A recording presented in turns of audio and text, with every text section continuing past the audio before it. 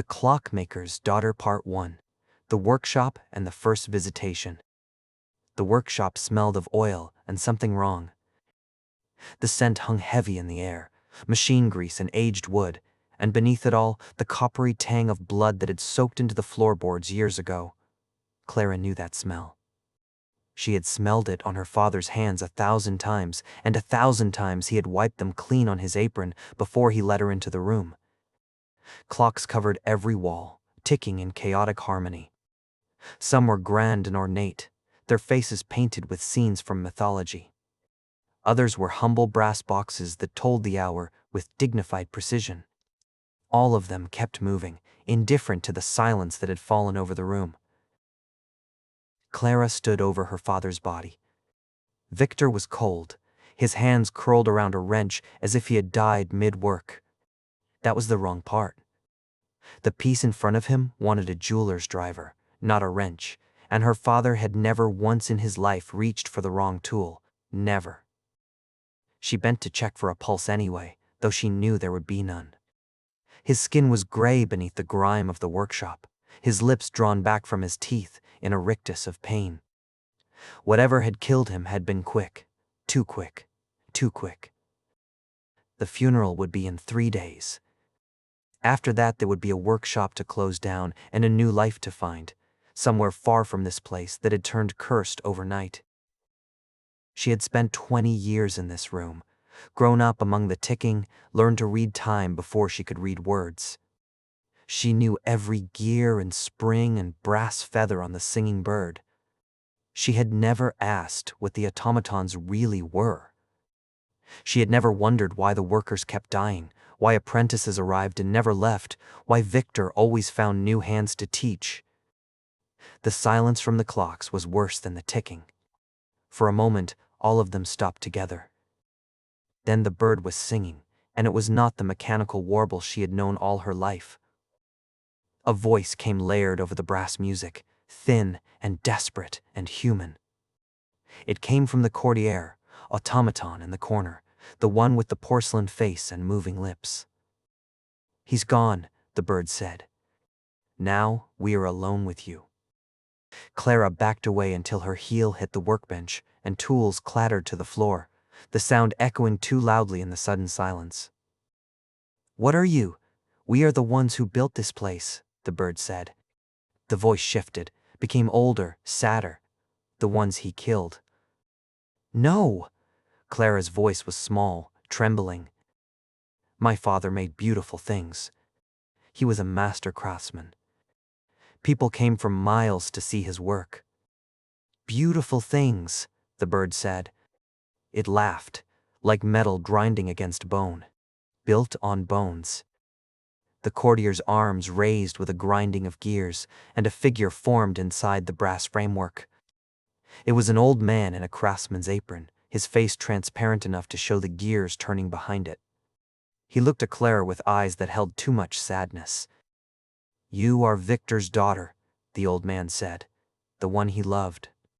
The one he stopped for." "Stopped what?" Clara asked. The old man's gears ground softly. "The death clock." Clara knew the name. Her father had muttered it in his sleep, a word he never spoke awake, a clock that showed the hour of death, a sin, a curse. She had always thought it was a fever dream from his final illness. "It is not finished," she said.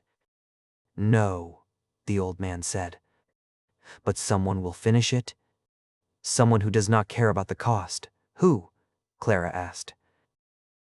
The bell above the door rang. 3 days after the funeral, a man broke into the workshop. Clara heard the lock give way. She'd been sleeping on the cot in the corner, wrapped in her father's old coat. The wool still smelled of him, of oil and tobacco, and the faint sweetness of the apple brandy he drank after long days. She woke at once and reached for Victor's hammer, heavy iron worn smooth by her father's hands. The door opened, and a man in dark velvet stepped inside with a dagger in his hand. He looked at her, then at the workshop, then back at her, and then his eyes went to the covered shape in the center of the room. "Where is it?" he asked. Clara raised the hammer. "Who are you?" Count Anselm, the man said. I know what your father built. I know where it is. It does not exist, Clara said. Then why is the workshop locked? Why are you awake? Why do you hold that hammer? His eyes moved to the hammer in her hand. The Count's eyes were red, and his hands were not steady. He looked like a man who had burned through every reserve of patience and dignity he owned until nothing was left but the need. My wife is dying. Consumption. The physicians say she has days. If there is a clock that can tell me the exact hour, I need it. I need to say goodbye properly. I need to know when to be there. Clara lowered the hammer slightly. You broke into my father's workshop to ask for a clock? I would have killed you for it. The Count's hand tightened on the dagger. Give it to me, or I will burn this place down with you inside. 2 days, Clara said. Come back in 2 days. The Count studied her. He was tall, his face lined with exhaustion. If you lie to me, girl, I will find you. I will burn you where you stand. He left. Clara locked the door behind him and stood there with her hands shaking. She sat on the cot and tried to understand what had happened. A man had threatened to burn her alive for a clock she had not known existed, and she had given him 2 days. She did not fully know why, except that the bird had said someone would come to finish it, someone who did not care about the cost. She thought about her father. Had he known? Had he expected this? Victor had always been secretive about his work, especially in the later years. He would lock himself in the workshop for days at a time and emerge thin and haggard, his hands shaking. She had always thought it was the fever. Now she wondered. That night, the spirits showed her the basement. She had never gone there. Victor had kept the door locked, saying it was for storage. Now it opened at her touch, the iron key turning in the lock as if guided by an invisible hand. The basement was small and filled with boxes and tools, but beneath the workbench she found silk-wrapped bundles. She opened one, and bones fell into her hands. A young man's skeleton, complete, wrapped in fabric that had once been fine. The silk was stained with rust-colored patches that had soaked through from the inside. She opened another, then another, until 7 bundles lay open before her. The first bundle held Joseph, Victor's apprentice. Clara remembered him faintly, a quiet young man who used to sneak her sweets from the bakery down the street. He had been 25 when he died, in love with the baker's daughter, planning to marry her in the spring. The second held a child, no older than 10, a street orphan who had fallen from the roof while delivering parts. The bones were small, delicate. The third held a woman, thin and broken, who had starved while working on the bird's feathers. She had been pregnant. The tiny bones of an unborn child lay beside her. The fourth, fifth, and sixth held men who had come to learn the craft and had died of fevers, accidents, exhaustion. Victor had told Clara they had gone home, and she had believed him because she had always believed him. One of the 3 wore, even in bone, the same stooped set of shoulders as the old man who had spoken to her the night the bird first sang. He was the eldest of the workshop's silent deaths, and the other 2 had let him be the one who spoke for all 6. The 7th bundle was empty. Victor had saved it for the final work. 6 lives given already, and 1 more slot he had never filled. Clara dropped to her knees. The spirits watched her, their translucent forms hovering in the darkness. Your father loved you, the old man said. He stopped because of you. But the work remains. And the Count comes again in 2 days. What do you want? Clara asked. Release, the man said. We are trapped. If the clock is finished, we become part of it forever. If it is destroyed, we are free. And if I leave it as it is? Then we wait, the old man said. Forever. And one day, someone else will find it. What killed him? Clara asked. My father. Whatever it was quick. Too quick. and the wrench was wrong in his hands. His own heart, the old man said. We did not touch him. We did not have to. Clara stood. Show me the clock. The unfinished clock sat in the center of the workshop, covered in cloth. Clara pulled the fabric away. It was the finest thing her father had ever made. The face had no numbers on it, only a single hand shaped like a blade and pointing at nothing. The gears were carved like bones. The springs coiled like serpents. The whole mechanism hummed with a low vibration she could feel in her teeth. Clara touched the final gear. It was warm. It is alive, she whispered. It hungers, the bird said, but it can also give. Give what? Clara asked. Answers. The voice came from the clock itself now, low and close under the ticking. Every clock in this room lies to you. They tell you the hour and pretend that is all you wanted to know. I am the only one that tells you the last one. Clara pulled her hand back. What kind of answers? Did your father love you? The clock said. Or did he only love the work? When will you die? Will you have children? Will you live long enough to forget this place? The clock ticked, and the sound filled the room, louder than before, pushing into every corner of her mind. Clara reached for the brass bird on the workbench and knocked it over instead. It clattered, wings scattering across the floor, and she did not move to pick them up. She had loved her father and respected him. But he had been a murderer. What kind of love builds this? She could not answer. What kind of man kills 6 people and then stops because he loves his daughter? She could not answer that either. But then the clock spoke again, and her father's voice came from the brass. Ask me, it said. Ask me if I loved you. I can tell you the truth. Clara looked at the blank brass face with no numbers on it. You have his voice? I have 6 of them already, the clock said. Their memories, their regrets, their love. I am still waiting on the 7th. Ask me anything. She should have run. She should have left. But she stood there, her hand hovering over the clock's face, and she whispered the question she had never dared to ask while he was alive. Did you love me? The clock's hand moved, pointed to nothing. I loved you, Victor's voice said. That is why I stopped. That is why I let you live in the lie. I would have given you the clock if you had asked.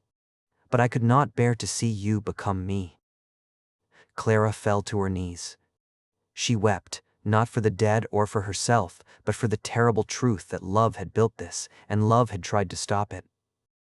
The clock ticked once, a sound like a finger tapping. You knew, it said, still in Victor's voice. You smelled the blood on his hands every night. You heard the apprentices come and never leave. You chose not to ask. You chose the lie because the truth was too heavy. No. You knew, the clock said. And you let him die without asking. Without knowing if he loved you. Now you have the chance. Ask me, one question, free. Clara put her hand back on the brass. When will I die? The clock's hand moved, pointed to nothing. 23 years, it said, from tonight, alone. Surrounded by the things you built. The things you killed for. Clara pulled her hand back. You are lying. Am I? The clock said. Or am I showing you the truth you are already choosing? Part 2. The Count's desperation and the spirit's demand. The Count returned on the 2nd night. Clara heard him before she saw him, the lock giving way, the door creaking open. She had been waiting, and the hammer was already in her hand. Anselm stepped inside, and he looked worse than before, the circles under his eyes darker, his hands unsteady. He had not slept since the last time. Time is running out, he said. My wife, she is weaker every day. She cannot speak much anymore. She has not been herself since winter. Then wait, Clara said, one more day. I cannot wait, the Count said, moving toward the clock. Give it to me. No. Anselm's hand closed on the dagger. You do not understand. I would kill for this. I would die for this. My wife, she is everything to me. Clara raised the hammer. Then you understand what my father did. He killed for this. 6 people, dead in his basement, and a 7th place he never filled. The Count froze. What? Your beautiful clock, built on bones. Anselm's face went pale. No, Victor told me. Victor told you whatever you wanted to hear. He was a murderer, and you are standing in his workshop, asking for his sin. The Count lowered the dagger. What do I do? Wait, Clara said. One more day. Anselm nodded slowly. Tomorrow, at dawn. If you do not have it ready, I will take it. He left. But he did not leave quietly. Past the door, his footsteps stopped and stayed stopped, too long for a man walking away. Clara heard him return an hour later. She was asleep on the cot when he broke in the second time, and this time he did not speak at all. He moved straight for the clock. Clara woke, grabbed the hammer, and struck him across the hand. Anselm's dagger fell. He howled, clutching his broken fingers. You would hurt me, he gasped. You would steal it, Clara said. Even after you know the cost. Anselm's eyes were wild. My wife is dying. I would steal from hell itself. Then you are already lost, Clara said. Get out. And do not come back until dawn. Anselm stared at her. He looked like he might strike her, and then like he might beg. In the end, he turned and left, dragging his injured hand behind him. Clara did not sleep the rest of the night. She spent it trying to destroy the clock. She raised the hammer, brought it down. The clock did not break. The hammer bounced off the brass. The clock kept ticking. You cannot break what is not finished, the bird said. Clara tried again, and each strike did nothing but make her hands ache. The brass grew warm, as if the clock were absorbing the violence and storing it somewhere for later. Complete it, the old man said. Then use it on yourself. Your soul will break the chain. I asked it questions, Clara said. 2 of them. I am still standing here. One question is bait, the old man said. It costs nothing, so that you come back for the second. Use is not asking once. Use is what your father did, feeding it, answering the ones who knock. Year after year, until there is nothing left of you that is not the clock. That is the part it takes. Clara shook her head. No. The old man's voice didn't change. It is the only way. Clara dropped the hammer and looked at the clock, and the clock seemed to look back. What if I do not want to? She asked. Then the Count will finish it, the old man said. And he will not hesitate to pay the price. Clara thought of Anselm, desperate and violent, willing to kill for a moment of peace with his dying wife. What would he become if he had the clock? And what would she become if she let him have it? The question stayed with her. But then the woman's spirit spoke, sharp and hungry. Let him finish it, the woman said. Let him kill. Let him suffer as we suffered. He deserves it. All of them deserve it. Who are you? Clara asked. I am the one who starved, the woman said. I am the one who died in the dark, alone, while the birds sang above me.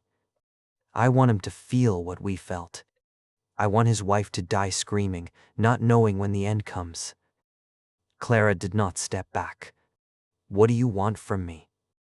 We want to be free, the woman said. But I want him to die. I want everyone to die. I want justice, the old man said, from somewhere behind her. Clara covered her ears. The spirits were not one thing. They wanted different things, some of them peace and some of them blood. And the clock, wanted them all. The next morning, Clara went to the Count's estate. The building was large but quiet, and the servants moved through the halls with their footsteps muffled on the thick carpets. Clara found the Wykes' room on the second floor, the door left open. She found the woman in a bed by the window, pale and thin, her eyes closed. Her breathing was shallow enough that each inhale looked like work and each exhale like relief. Anselm sat beside her holding her hand, the injured one wrapped in a bandage. He looked up when Clara entered. "You brought her," he said. "You brought the clock." Clara shook her head. "I brought myself." The wife's eyes opened. They were clear, despite the illness. She looked at Clara, then at Anselm, then back at Clara. "My husband says you can tell me when," the wife whispered. Her voice was raspy, weak. "When I will die." "I can," Clara said, "but I will not." The wife's eyes narrowed. "Why? Are you afraid?" "I am afraid of what knowing will do to you," Clara said. The wife looked at Anselm. "Did you tell her? Did you tell her about the baby?" "What baby?" "Our son," the wife said. "He was born dead. 3 months ago." "I did not tell him. I did not tell anyone." Anselm turned to the bed.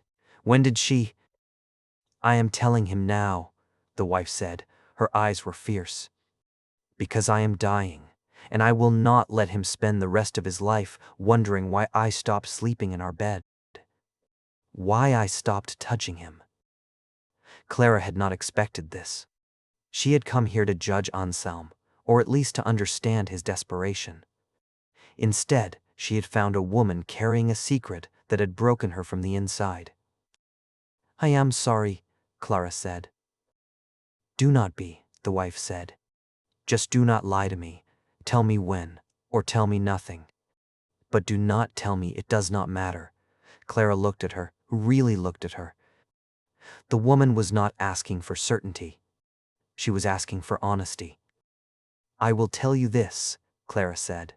"You have days, maybe hours. But I cannot tell you the exact moment, and I will not." The wife held her gaze. "I know. You are afraid." "Yes. Good," the wife said. "Fear means you understand the weight." She squeezed Anselm's hand. Her grip was weak, but deliberate. "I did not tell you about the baby," she said to her husband, "because I was ashamed. I thought you would hate me. I was afraid of what you would think. That I did not love you enough to try again." Anselm's face crumpled. "I would have died for you, for either of you." "I know," the wife said. "That is why I did not tell you. I could not bear the thought of you grieving twice." The wife's breathing grew shallower.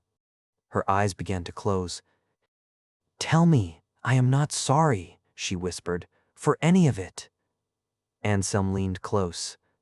"You have nothing to be sorry for, nothing. Even the baby?" "Especially the baby," Anselm said. "Especially him." The wife's eyes closed. Her hand went loose in Anselm's grip. She was still breathing. Clara stood there watching. She had wanted to know what the clock would cost. Now she knew, and it was worse than a price. Two people who had loved each other through secrets and grief and death, and who would have killed for one more hour of it. "What will you do?" Anselm asked. Clara looked at him. "I do not know yet." "Then find out," the wife whispered, her eyes still closed. "Before it is too late." Her breathing slowed, then stopped. Clara did not wait. She left the room before the servants could enter. The Count followed her out to the garden. "Why did you really come?" he asked. "To see for myself," Clara said. "To understand what you are asking for. And now?" "Now I understand," Clara said. "But I cannot give you what you want." Anselm looked at her. "Why?" "Because the price is too high, for everyone." Anselm exhaled. "I understand." "Wait," Clara said. "Come back at dawn, not to demand, to listen." Anselm hesitated. What if I cannot wait? Then you are already dead, Clara said, and I am sorry for you. He left her there, standing in the garden with the question burning in her chest. That night, Clara worked. 20 years of watching her father had taught her more than he ever meant to teach her. She knew how to thin the oils, how to hold a piece steady while the solder took, how every gear and spring in the room fit against every other. He had never let her finish anything. He had never needed to. She had learned it anyway, standing at his elbow, handing him tools. Victor had left the final gear half-made. She worked 6 hours. Her hands did not shake. They never shook when she worked. Whatever else in her was shaking. The gear was ready. The clock sat silent, waiting in a way it had never waited before. "Finish it," the bird said. "Why?" Clara asked. "So I can use it? So I can become him?" "Finish it," the clock said. "Use it once. Ask me anything. One question. Free."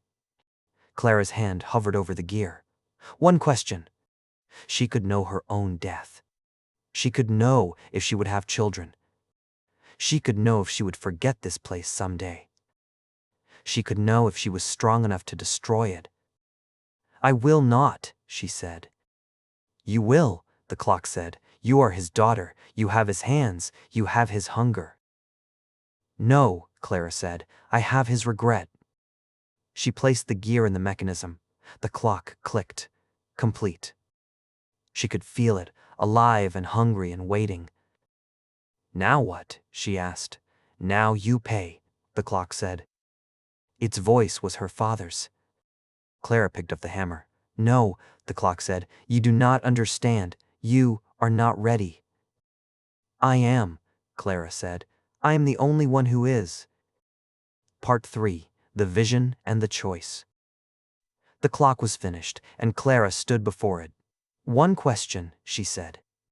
"You said it was free." The clock's hand shifted. "It is." She could ask any of it, whether there would ever be children, whether she would ever be free of this room. She put her hand on the clock's face. Her fingers trembled. "What will you ask?" the bird said. Clara hesitated with her hand still on the brass. It was warm, alive. "You already told me when I die," she said. 23 years. Alone, in a room I built. You did not tell me what I would be for the 23 years before that hour." "You will be better than he was," the clock said, in her father's voice. "You will want for nothing." "Show me," Clara said. The vision hit her. 5 years older, her hands already stained with oils she could not scrub out. A woman stood across the workbench, young and starving, the way Clara had been after the funeral. "I need work," the woman said. Clara heard herself answer. "The bench in the back needs steady hands." She heard how kind she sounded. She watched her own hands reach for the ledger before she could stop them. She stopped learning their names. She wrote them in the ledger as measurements instead, height and hours of work remaining, because names made the hands shake and measurements did not. Her hands were stained with oil and blood. A face appeared in the mirror wearing her father's expression. It was not his, it was hers. Anselm returned again and again, each time with a new plea: a sick child, an aging parent, a lover dying in some distant country. Each time she gave in, and each time it cost another life. Yosef's spirit watched her, shaking his head in disappointment. The child's spirit wept. The woman who had starved cursed her name. Her father's face appeared again, not in judgment but in sorrow.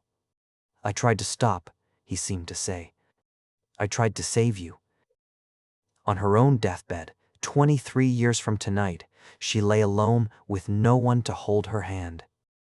The clock was still ticking, still waiting, still hungry. She woke from the vision, gasping. Her hands were still stained with oil that wasn't there. The workshop was dark. The clock kept ticking. This was what the old man had meant, not one question. All of them, for the rest of her life. "Fear means you understand the weight," the wife had said, dying, to a stranger who would not lie to her. Clara understood it now, all the way through. "No," she said, "not me. Not 23 years of this." "Then destroy it," Joseph said. Clara's hand moved toward the hammer, stopped. "Wait," the woman's spirit said. "Let her use it once, just once. Let her feel the power. Then she will know what she is destroying." Clara looked at the clock. Did he ask, my father? Did he use it? Joseph was silent for a long time. "Yes, once. He asked if he would see you grow up. And?" "He did not wait for the answer," Joseph said. "He stopped before he knew." Clara touched the clock. "Why?" "Because knowing would have made him stay, and staying would have killed more." Clara looked at her hands. They were her father's hands, the same shape and the same strength. She thought of the wife who had died without knowing the hour, and of Anselm who would have killed for it, and of her father who had loved her enough to stop. She thought of 23 years. She thought of the clock's words, "You knew. You smelled the blood. You chose not to ask." She had known. She had chosen the lie because the truth was too heavy. The clock ticked. Once. Twice. "Ask me again," it said. "One more question. Free. What will you ask? Will you have children? Will you be happy? Will you forget?" Clara's hand hovered over the hammer. The clock ticked again. "I can give you the hour," it said. "Not a number painted on a wall. The real one, yours. Or I can give you nothing, and you can guess at it every morning for 23 years, the way he did." She thought of Anselm, gone to bury his wife alone, carrying a grief that would never close on its own. One answer, freely given, could ease 100 griefs like his. That was true, and destroying the clock meant giving that up too. Clara's fingers closed around the hammer. "No," the woman screamed. "Let her use it. Let her feel the power. Let her know what she is giving up." Joseph said nothing. He only watched. Clara raised the hammer, lowered it, raised it again. She was so close to knowing. The clock ticked. Clara brought the hammer down. The swing tore through her shoulder, 20 years of her father's hands behind it. The brass screamed back before it gave. The clock shattered, brass flew, gears scattered. The spirit screamed, not in pain but in release. The old man had sworn only her own use, her own death, could break the chain. He had spent his whole death watching the clock take, and had never once seen it lose. Use was never what held them. Waiting was. The clock kept them, because it still had a seventh place to fill, and all the time in the world to find someone to fill it. She had refused to be that someone, and then she had left nothing for the next one to find. They poured out of the workshop. Gone. Clara fell to her knees, and she remembered all of it. Her father's sins, her own choice, the 6 dead, and the 7th place that stayed empty because of her. Not forgetting, remembering, Anselm returned at dawn. He kicked the door open and found the workshop empty. No clock, no spirits, only broken brass on the floor. He grabbed Clara by the arm. "You destroyed it." "Yes." "My wife is dead," he said. "You killed her." "No, her sickness killed her." "You killed her," Anselm swung. Clara did not move. The punch hit the workbench. Wood splintered. A hammer rolled from the bench to her foot. She didn't pick it up. He drew the dagger. "I should kill you. You had the power. You chose to take it from her." Clara did not reach for the hammer.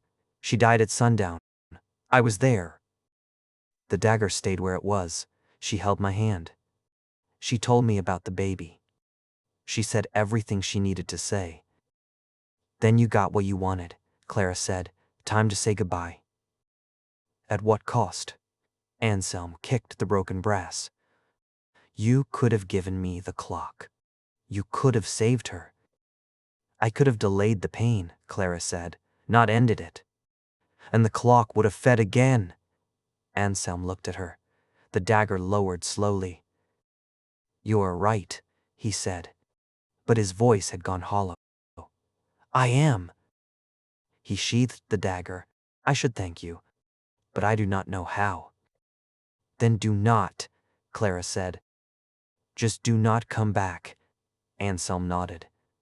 He left without another word. Clara watched him go. She did not know if he would return.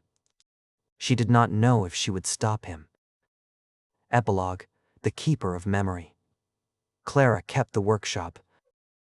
She did not teach children, and she did not make automatons. She made simple clocks that told the time and nothing else. She slept poorly.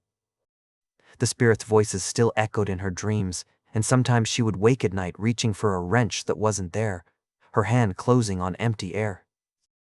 She remembered everything, every detail, every sin. Joseph, the child. The woman who had starved. All six, and the place that was never filled. Sometimes, when the shop was quiet, she would hear the birds singing, just for a moment, just long enough to remind her. She would touch the hammer on the workbench, Victor's hammer, the tool that had built and destroyed. She polished it every morning. She never used it, and she never needed to. The clock on the wall showed the hour, nothing more. And she lived with that.